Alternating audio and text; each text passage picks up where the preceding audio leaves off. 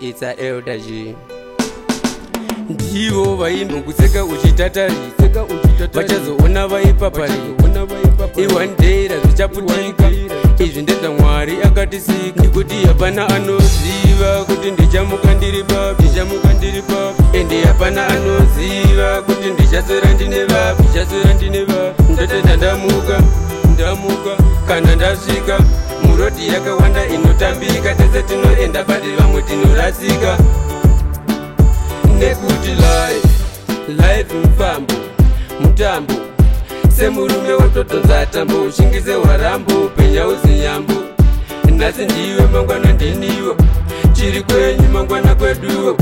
Zvingaoma zvingaremesei asi chacha munamato wako vachapindurawo. Nekuti hapana anoziva kuti ndichamuka ndiri papi, ende hapana anoziva kuti ndichaswera ndine vapi.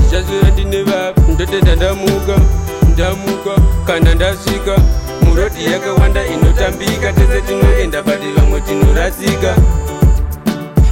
Ichikomborera upenyu hwangu zvive zvene zvandobata nemaoko angu, asi ini handikanganwe vavengi vangu. Ndoda kuti vagofara kana ndafa zvangu.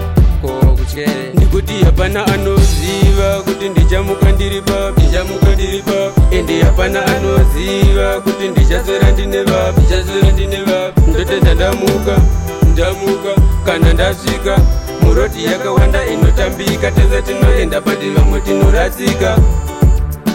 Ndogona kungumuka ndisizipo pano, ndenge ndaenda funga dzisingano, kana kungomuka ngoma rangu rapuridzo kwese ivo vaimbo kuseka uchitatari vachazoona vaipapa one day razvichaputika.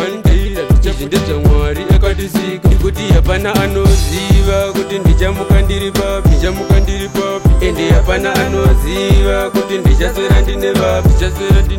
Ndotenda ndamuka kana ndasvika murodi yakawanda inotambika, tese tinoenda bati vamwe tinorasika.